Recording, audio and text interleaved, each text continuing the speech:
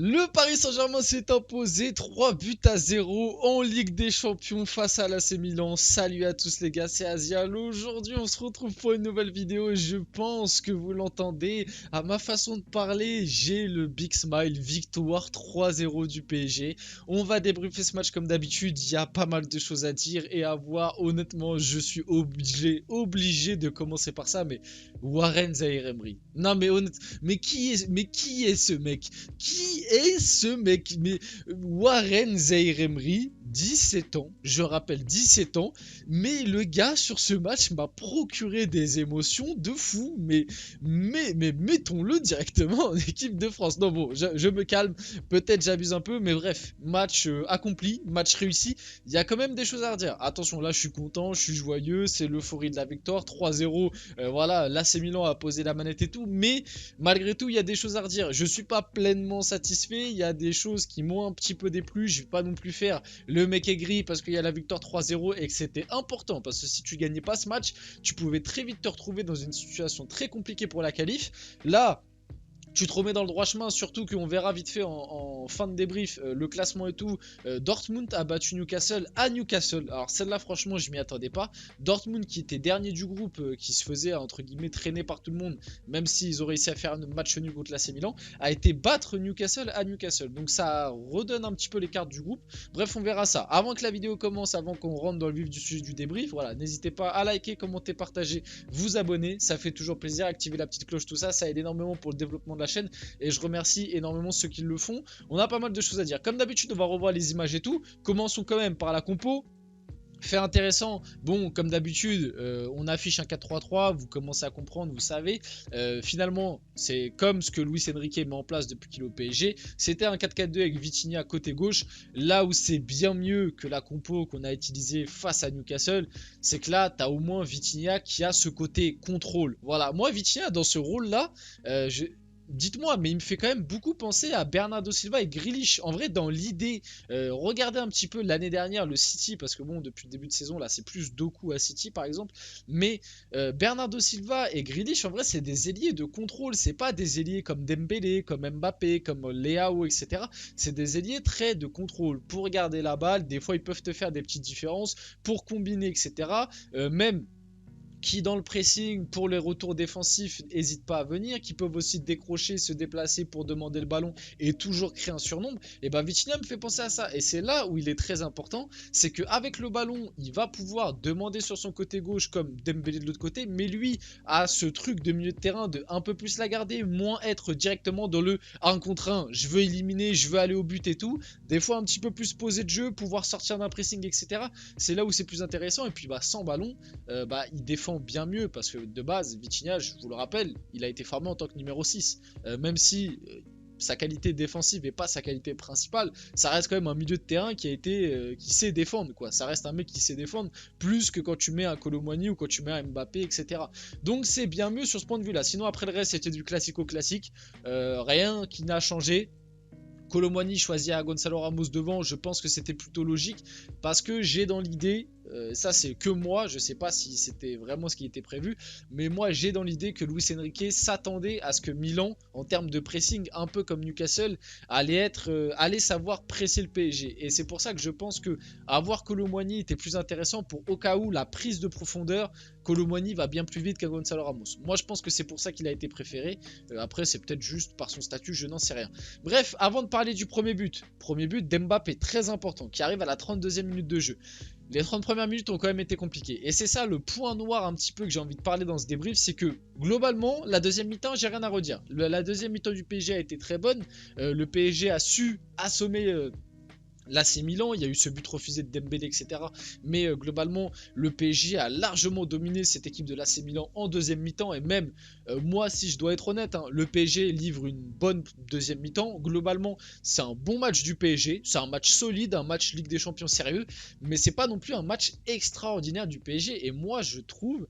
Alors, le PSG a su monter son niveau de jeu en seconde mi-temps, mais l'AC Milan aussi, à partir du moment où il y a eu, vous savez, cette action où Dembélé met le deuxième but, mais qu'il est refusé après, moi j'ai l'impression que l'AC Milan, ça a été éteint. Voilà, ils ont éteint la lumière, je sais pas ce qui s'est passé, parce que les 30 premières minutes avant ce but d'Mbappé, bah si je dois être honnête, j'étais pas serein. Et j'étais pas serein du tout parce que l'AC Milan pressait bien le PSG parce que encore une fois, tu as vu mais des erreurs techniques. Là, j'en parle vite fait. Je parlerai un peu plus globalement des prestations individuelles en fin de vidéo, mais vite fait, parler de cette première mi-temps et des erreurs techniques. Mais entre Hakimi, entre Skriniar, entre Ugarte, entre Kolo Muani à des moments, entre Dembélé, waouh! Et là, en vrai, je peux même citer limite tout le 11, mais là, c'est les 5 joueurs qui m'ont vraiment sauté aux yeux. Mais des erreurs de contrôle, de passe, de... Et franchement, moi je vous le dis, hein, sur les 30 premières minutes, j'étais en train de voir les flashbacks de Newcastle. Hein, et je me suis dit, waouh, on va encore se faire... Je voyais encore l'erreur venir. Je me disais, enfin, j'étais en train de me dire, oh, on va encore se faire avoir. Parce que en plus, le pire, c'est que les occasions milanaises sur les 30 premières minutes, là où on est en grande difficulté, c'est que sur des pertes de balles, mais débiles du PSG. Il y en a une à un moment où Skriniar t'envoie une patate chaude sur Zaïre Emery qui perd la balle. Hakimi, 2-3 fois, il t'envoie des passes à contre-temps ou des contrôles loupés. Ugarte, c'était pareil, des passes un petit peu trop longues, etc. Dembélé, sa première mi-temps, honnêtement, elle est pas bonne du tout. Heureusement qu'il s'est un petit peu mieux rattrapé sur la deuxième, mais la première mi-temps de Dembélé, ça a été très compliqué. Donc voilà. J'étais en train de me faire les flashbacks, honnêtement, de Newcastle.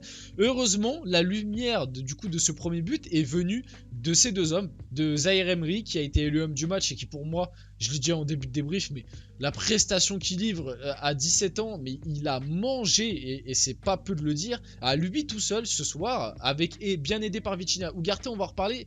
Ugarte, ça a été un peu plus compliqué. Et globalement, Ugarte, depuis 3-4 matchs là, en vrai, depuis le match face à Dortmund, j'ai l'impression Ugarte, c'est un peu moins bien et ça saute un peu moins aux yeux qu'au début de saison. Le match n'est pas horrible, globalement, le PSG.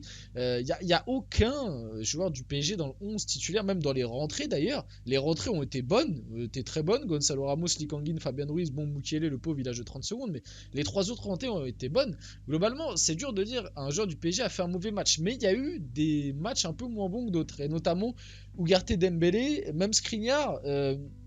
C'est peut-être ceux que je mettrais en un point un peu moins bon que les autres. Voilà un petit peu là-dessus. Le premier but, grosse percée de Zaïre Emery qui a mangé le milieu milanais, je le répète.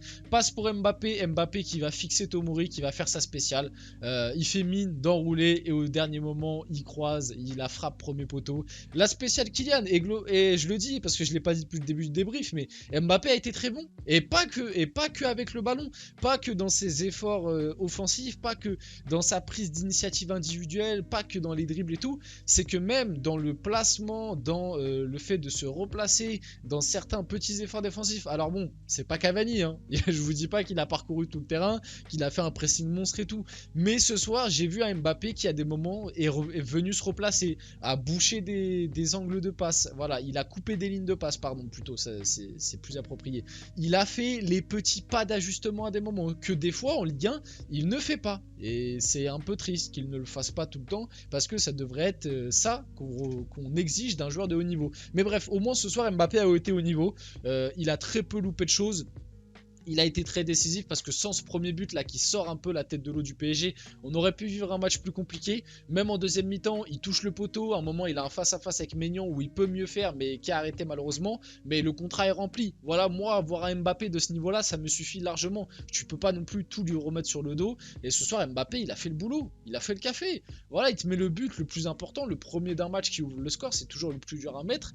Il fait un poteau où Maignan la touche, mais ça fait poteau. Bon, voilà, un petit peu manque de réussite, mais voilà, très bon match d'Mbappé. Quand il est comme ça, on le dit, il n'y a pas de souci, je le dis. Mbappé a été très bon. Zaïre Emery, passeur décisif, quel début de match du Tichy parisien, il va pas s'arrêter, le match est fantastique. Là, c'est le but.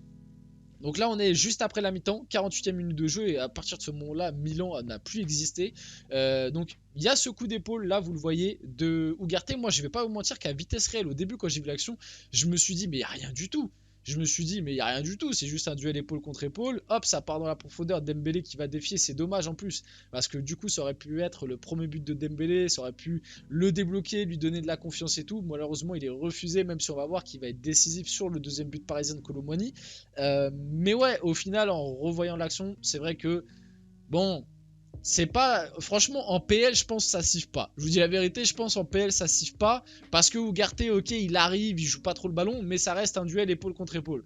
Peut-être que je suis un peu aigri sur le truc. Voilà, c'est pas un scandale qu'il ait été refusé, mais je pense vraiment que dans certains contextes, ça peut pas siffler. Bref, du coup, but annulé. C'est cruel. Ousmane Dembélé venait d'inscrire son premier but. Ça, c'est vrai. On arrive sur le deuxième but parisien. Sur un corner joué à 2, Dembélé va très bien jouer le coup, frappe croisée. Là, Mike Maignan, il pouvait mieux faire. Ça revient dans les pieds de Kolo Muani. Je parlerai aussi un petit peu des Milanais, hein, mais Mike Maignan, ah ouais, le meilleur gardien du monde. Ah, franchement, ce soir, Mike Maignan, ça a été très compliqué. Hein. Et sur plein de phases de jeu, bah déjà sur ce but-là, il peut mieux faire pour moi. Bref, il a remis dans les pieds de Kolo Muani parce que la frappe de Dembélé n'est pas non plus un boulet de canon. Il peut la capter ou alors il peut la remettre haute part, mais pas sur Kolo Muani, quoi. Bref, 2-0 pour le PSG. Le 3-0 qui arrive bien plus tard. Le 2-0, c'était à la 53e minute de jeu.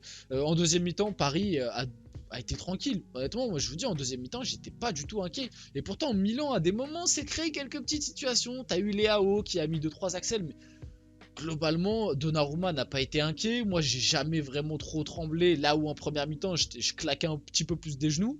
Et puis Paris a été tranquille, a géré son match. Et le troisième but, l'entrée de Lee Kang-in aussi, il faut en parler. Hein.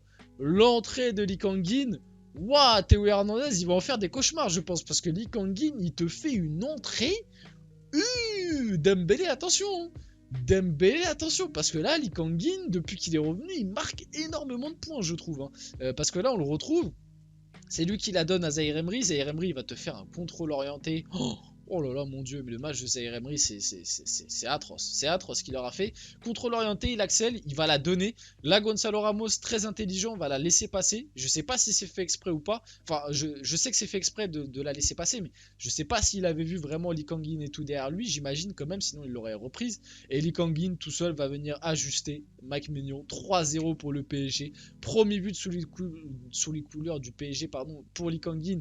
Et globalement, enfin, Kang-in Lee, je sais pas comment vous dites, moi j'alterne un peu entre les deux, mais sa rentrée et son match est vraiment très bon. 2 passes décisives pour le crack Zaïre Emery ce soir qui a fini homme du match. Le PSG reprend la première place de sa poule parce que comme je vous l'ai dit, Dortmund a battu Newcastle, du coup le PSG est premier, ça c'est très bon. C'est avant tout un travail d'équipe, on a tout fait ensemble, l'humilité de Warren Zaïre Emery après avoir été élu homme du match. Mbappé est impliqué dans 9 buts sur les 6 derniers matchs du PSG en Ligue des Champions. Le but face à Benfica, doublé plus 2 passes décisives face au Maccabi Haïfa, un but, une passe D face à la Juve, un but face à Dortmund, il n'a pas marqué contre Newcastle et buteur face au Milan. Donc Mbappé est quand même très important avec le PSG en Ligue des Champions et d'ailleurs j'ai vu, il a une réalisation en Ligue des Champions de dépasser Neymar. Donc on espère qu'il va le faire, qu'il va le réaliser cette saison. J'espère, j'imagine.